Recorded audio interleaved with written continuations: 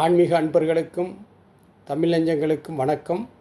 மீண்டும் ஆனந்த அருள் நிகழ்வில் உங்களை சந்திப்பதில் மிக்க மகிழ்ச்சி அடைகின்றேன். கடந்த பதிவில் நாம் குழந்தை செல்வம் மக்கட்பேறு பற்றி பார்த்தோம். அது ஒரு இறைவனுடைய திருவருளால் தான் அந்த குழந்தை பேறு மக்கள் செல்வம் கிடைக்கும் என்பதும் அதற்கான தலம் எது என்பதை பற்றியெல்லாம் பார்த்தோம். அப்படி இறைவனுடைய திருவருள் பெற்று ஒரு குழந்தை உருவாவதற்கு ஒரு கரு உருவாக வேண்டும். அப்போ அந்த கரு உருவாகி அதன் அடிப்படையில் அந்த கரு வளர்ந்து 10 மாதங்கள் தாயின் வயிற்றில் இருந்து அது குழந்தை செல்வமாக நமக்கு கிடைக்கும். அப்படி கிடைக்கின்ற அந்த கரு உருவாகுவது என்பதும் அந்த கரு எதனால் ஆகின்றது என்பதும் அது என்ன குழந்தையாக நமக்கு கிடைக்கிறது என்பதெல்லாம் இறைவன் ஒருவருக்குத்தான் தெரியும் என்பதை பற்றி திருமூலர் ஒரு அழகாக ஒரு பாடலில் சொல்கிறார். இட்டார் அறிந்திலர் ஏற்றவல் கண்டிலர் பட்டாங்கு சொல்லு பரமனும் அங்கு உள்ளான் தட்டான் அறிந்தும் ஒருத்தருக்கும் உரைக்கில்லான் கெட்டேன் இம்மாய்மையின் கீழ்மையை அறிந்தே என்று சொல்லுகிறார். ஒரு ஆணுடைய விந்தும் பெண்ணுடைய சுக்கிலமும் சேர்ந்து ஒரு கரு உருவாகி அது குழந்தையாக ஆணாகவோ பெண்ணாகவோ உருவாகி வெளிவருகிறது என்பதை பரமன் ஒருவருக்குத்தான் தெரியும் என்பதை சொல்கிறார். அப்போ கரு உண்டாவது மிக மிக முக்கியம் என்று சொல்கிறார். அப்போ அந்த கரு உண்டாவது எப்படி உண்டாகிறது என்றால் அது இறைவனுடைய திருவருளால் தான் உண்டாகிறது என்பதையும் திருமூலர் ஒரு பாடல்ல மிக அழகாக பதிவிடுகிறார். பதிந்த நற்காயம் உருவமாய் உடலாகி வேண்டில் திரை கடல் உப்பு போல திரண்டுவது போல திரிந்து பிறக்கும் திருவருளாலே என்று சொல்லுகிறார். அப்போ ஒரு கடவுளுடைய திருவருளால் தான் ஒரு கரு உண்டாகி அது உருவமாகி அது திரைகடல் உப்பு போல திரண்டு ஒரு திரிந்து பிறக்கும் என்று சொல்லுகிறார். அப்போ அந்த குழந்தை என்பது ஒரு பஞ்சபூதங்களால் ஆனது என்பதையுமே திருமூலர் தான் சொல்கிறார். அப்போ 5 பஞ்சபூதங்களால் ஆகின்றது. 8 திசைக்கும் காற்றானவனவன் வட்டத்திரை அனல் மாநிலம் ஆகாயம் ஒட்டி உயிர்நிலை என்னும் இக்காயப்பையை முட்டி அவிழ்த்து கண்ணுதல் காணலாமே என்று சொல்லுகிறார். அப்போ பஞ்சபூதங்களால் இந்த உடம்பு ஆனது என்பது அது கருவாகி வருகிறது என்பதையும் திருமூலர் இந்த பாடலில் சொல்கிறார். அப்போ ஒரு கரு ஒருவருக்கு உண்டாகிவிட்டால் அது தாயின் வயிற்றிலே 10 மாதங்கள் இருந்து வந்தால்தான் அது முழுமையான ஒரு கருவாகி குழந்தையாகி உருவம் பெற்று வரும் என்பதை நாம் பல இடங்களில் பார்த்துருக்கோம். அதை பட்டினத்தார் ஒரு பாடலில் மிக அழகாக சொல்லுவார். முந்தி தவம் கடந்து 300 நாள் சுமந்து அந்திப்பகலாய் சிவனை ஆதரித்து தொந்தி சரிய பெற்றெடுத்த தாயார் தமக்கோ தளல் மூட்டி எரியூட்டுவேன் என்று சொல்வார். 2 திங்களாய் அங்கமெல்லாம் நொன்று பெற்று பையல் என்ற போதையை பரிந்தெடுத்து செய்ய இருகையை ஏந்தி கனகமுலை தந்தாலை எப்பிரவில் காண்பேனேன் என்று பாடுவார். அப்போ ஒரு குழந்தை கரு உண்டாகிருச்சுன்னா அது திருவருளால் உண்டாகுது. அது 10 மாதம் முழுமை அடைந்த பிறகு வெளியே வருகின்ற பொழுது தான் அந்த குழந்தை அனைத்து அவயங்களும் பெற்று மூளை வளர்ச்சி பெற்று அது நமக்கு நல்ல ஒரு குழந்தையாக வெளியேறது என்பதை நான் இந்த சான்றுகள் மூலமாக பார்க்குறேன். அப்போ அந்த மாதிரியான ஒரு குழந்தை நமக்கு கிடைக்க வேண்டும் என்று சொல்லுகின்ற பொழுது அந்த கரு 10 மாதம் வளர வேண்டும். ஆனால் சில இடங்களில் நம்ம சில பேருக்கு நாம் பார்க்குறோம் அந்த குழந்தை 10 மாதம் தொடர்ந்து வளராமல் 3 மாதம் 4 மாதம் 6 மாதங்களில் கரு கலந்து போகிறது, கரு தங்காமல் இருந்து விடுகிறது.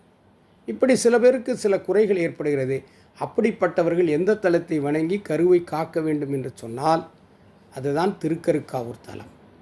அந்த திருக்கருக்காவூர் தலத்தில் இருக்கக்கூடிய இறைவனும் இறைவியும் கருவை காத்து அவர்களுக்கு குழந்தையாக முழுமையாக கரு 10 மாதம் வளர்ந்து தாயின் வயிற்றிலிருந்து குழந்தையாக கொடுப்பார்கள் என்பது வரலாற்று சான்று, உண்மை சான்றுகளை நாம் பார்க்க முடியும். அங்கே இருக்கக்கூடிய முல்லை வனநாதரும் கற்ப ரட்சாம்பியை கருக்காத்த அம்மனும் அப்படி நமக்கு கருவை காத்து நமக்கு குழந்தையாக கொடுப்பார்கள் என்பது பல வரலாற்று சான்றுகளை பார்க்க முடியும். வரலாற்று சான்று, புராதன சான்று என்று பார்த்தால் ஒரு நித்திருவ என்ற முனிவருக்கு வேதிகை என்ற மனைவி இவனுடைய கரு கலைந்தபோது அவர்கள் அந்த இறைவனை வணங்கி அந்த முல்லைவனநாதரையும் கற்பகரட்சாம்பியும் வணங்கி அந்த கருவை தொடர்ந்து இருந்து குழந்தை பாக்கியம் பெற்றார்கள் என்றது புராதன சான்று. ஒரு அனாதை பெண் கருவுற்ற பொழுது அதற்கு அந்த அம்மன் கருக்காத்த அம்மன் பிரசவம் பார்த்து ஒரு உண்மை வரலாற்று சான்றை பார்க்க முடிகிறது. நமக்கு திருமுறை சான்று என்ன என்று பார்த்தால் அந்த தலத்திலே திருநாவுக்கரசர் ஒரு பாடலை பாடியிருக்கிறார். அந்த பாடல் நமக்கு ஒரு ஆதாரமாக இருக்கிறது. இப்போ பல சிவத்தலங்கள் இருக்குது, எல்லா இடத்துலையும் நாம் போய் பல்வேறு வகையான செல்வங்களை வேண்டி பெற முடியும். ஆனால் குறிப்பிட்ட சில கோவில்கள், குறிப்பிட்ட சிவத்தலங்கள் இந்த வரம் பெறலாம் என்பதற்காகத்தான் நம்முடைய அடியார்கள் முன்னோர்கள் அதை நடந்த உண்மைகளை அதை திருமுறைகள் மூலமாகவோ அல்லது வரலாற்று சான்றுகள் மூலமாக அல்லது புராதன சான்றுகள் மூலமாக தெரிவித்திருக்கிறார்கள். அந்த அடிப்படையில் இங்கே திருநாவுக்கரசர் இந்த தலத்திலே இருக்கக்கூடிய இறைவன் முல்லை வனநாதரும் இறைவி கற்பக ரட்சாம்பிகையும் கரு காத்து பல்வேறு மனிதர்களுக்கு அந்த குழந்தை பாக்கியத்தை வழங்கியிருப்பதை தெரிந்துதான் அவர் அந்த தலத்திலே ஒரு பாடலை பாடி, அந்த பாடல் தான் நமக்கு இப்பொழுது சான்றாக இருக்கிறது.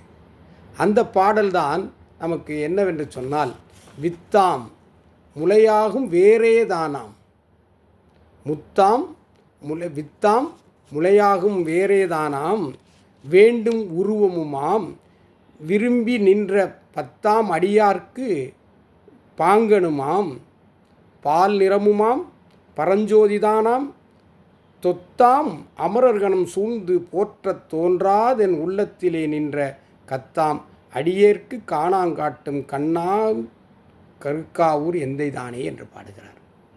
அப்போ வித்தாம் முளையாகும் வேறே தானாம்.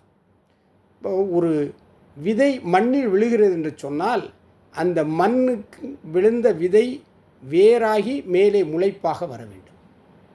அப்பொழுதுதான் அது செடியாக வளர்ந்து அது பலன் தரும். அதை போலத்தான் ஆணினுடைய விந்தும் பெண்ணுடைய சுக்கிலமும் சேர்ந்து அவை இரண்டும் சேர்ந்து வித்தாகி முளைக்கும் வேறாகும் என்பதை இந்த தலத்திலே இருக்கக்கூடிய இறைவன் வழங்கக்கூடிய அனுக்கிரகம் உள்ளவர், அந்த ஆற்றல் உள்ளவர் என்பதை திருநாவுக்கரசர் இந்த தலத்திலே வந்து பாடிய அந்த தேவார பாடலிலே சான்றாக குறிப்பிடுகிறார்.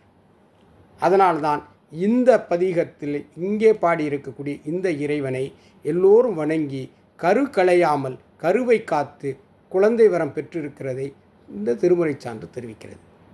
அந்த அடிப்படையில் நாம் யாராருக்கெல்லாம் கரு சிதைவு ஏற்படுகிறதோ, யாராருக்கெல்லாம் கரு தங்காமல் போகின்றதோ அப்படிப்பட்டவர்கள் இந்த தலத்தில் இந்த சிவனையும் அங்கே இருக்கக்கூடிய அம்மனையும் வணங்குகின்ற பொழுது நிச்சயமாக கரு காக்கப்பட்டவர்கள் குழந்தை பிறக்கும், குழந்தை முழு வடிவிலான குழந்தை, ஒரு ஆரோக்கியமான குழந்தை கிடைக்கும் என்பது திண்ணம். அப்போ அந்த திருக்கருக்காவூர் தலம் எங்கே இருக்கிறது, அதை எப்படி வணங்க வேண்டும் என்றால், அது தஞ்சாவூர் மாவட்டத்திலே சாலியமங்கத்திலிருந்து ஒரு 10 கிலோமீட்டர் தொலைவிலே, கும்பகோணத்திலிருந்து பாபநாசம் வழியாக ஒரு 15-20 கிலோமீட்டர் தொலைவிலே இருக்கிறது.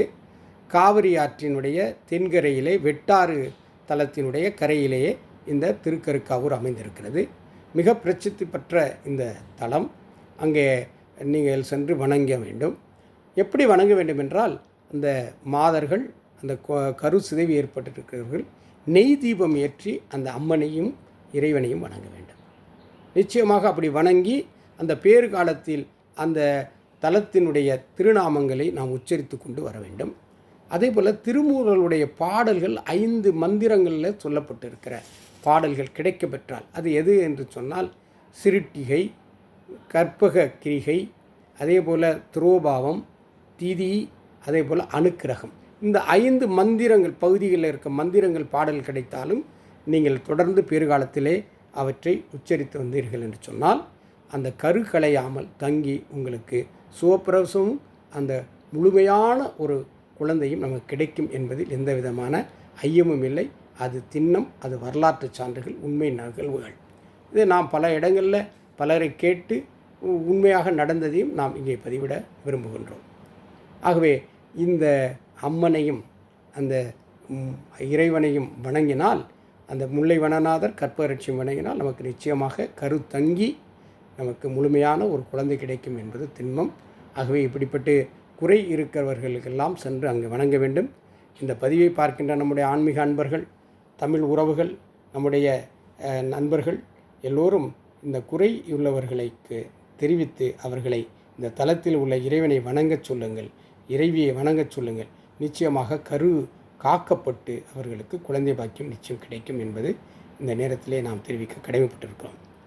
அப்படி குழந்தை பாக்கியம் பெற்றவர்கள் தயவு செய்து நன்றிக்கடனாக திரும்ப அந்த தலத்திற்கு சென்று அங்கே ஆனந்தத்தோடு குழந்தையை அங்கே தங்கள் தொட்டிலே தாளாட்டி அதற்கு வேண்டிய அனைத்தையும் செய்ய வேண்டும் என்றும் தெரிவித்து, துலாபாரமாக கல்கண்டோ நாணயமோ சர்க்கரையோ வாழைப்பழங்களையும் கொடுத்து நன்றி கடன் செலுத்தி வந்தோம் என்று சொன்னால் அந்த குழந்தை மிக சிறப்பான ஒரு குழந்தையாக இந்த மண்ணிற்கும் இந்த மாநிலத்திற்கும் பயனுள்ள குழந்தையாக அது மாறும் என்பதில் எந்த விதமான ஐயமில்லை என்று தெரிவித்து, யாராருக்கெல்லாம் கருத்தங்காமல் இப்படிப்பட்ட ஒரு கருச்சிதைவு ஏற்பட்டு குழந்தை பாக்கியம் இல்லாமல் இருக்கிறார்களோ தயவு செய்து இந்த திருக்கற்காவூர் தலத்தில் சென்று முல்லை வனநாதரையும் கற்பகரட்சாமையும் வணங்கி குழந்தை பாக்கியம் பெற முடியும்.